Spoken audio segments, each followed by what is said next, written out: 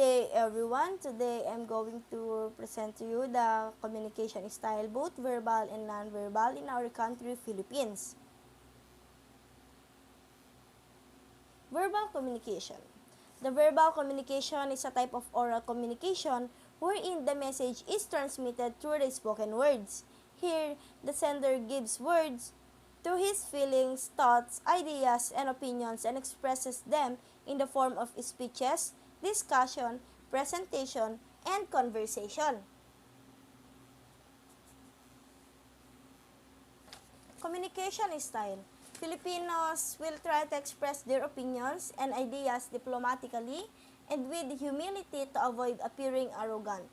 The tone of voice varies widely by language, dialect, and region. Indirect communication. Filipinos often communicate indirectly in order to prevent a loss of face and evoking hiya on either side of an exchange.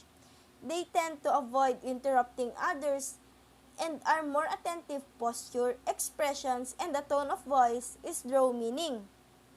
Speech is often ambiguous and Filipinos may speak in the passive voice rather than the active to avoid being perceived as speaking harshly. To find the underlying meaning, it is common to check for clarification several times. Refusals. Since many Filipinos try to save face and avoid hiya in their interactions, many will be overly polite and seldom give a flat no, negative response. When conversing with your Filipino counterpart, try to focus on hints of hesitation. Listen to what they say and pay close attention to what they don't say. Respect. When speaking to those who are older or of higher status, Filipinos tend to use the polite form of speech at the end of phrases, sentences, or questions.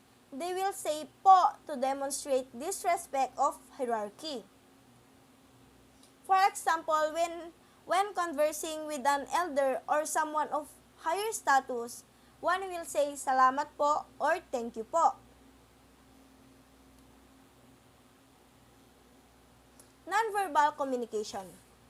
Nonverbal communication is a transmission of message or signals through a nonverbal platform such as eye contact, facial expression, gesture, posture, and the distance between two individuals.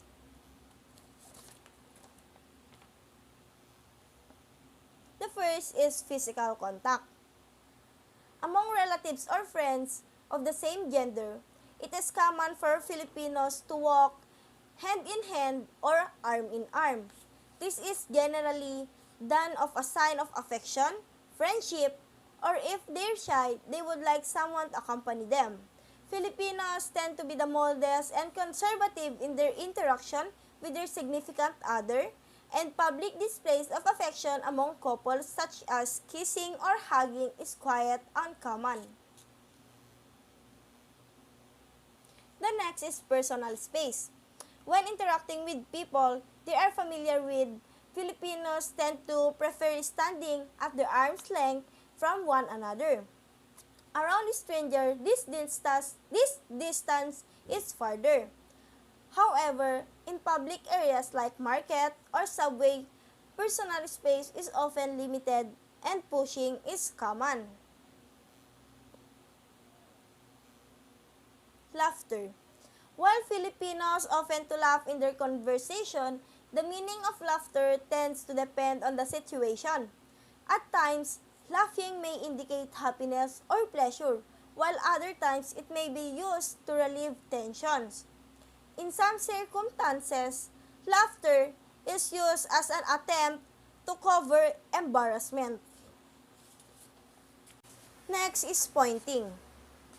Filipinos may point to objects by puckering their lips and moving their mouths in the direction they are pointing to. Gesture. Putting one's hand on their hips is a sign of anger.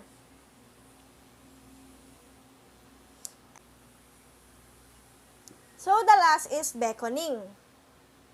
The common way to beckon someone is by gesturing with the hands, facing downwards, and waving fingers towards oneself. The same gesture that would represent shooing in Australia. If a Filipino wants someone's attention, it is common for them to make the sound like psst. So, that's all. Thank you for listening. I am Charmaine Manuel from BSHM2B. Thank you.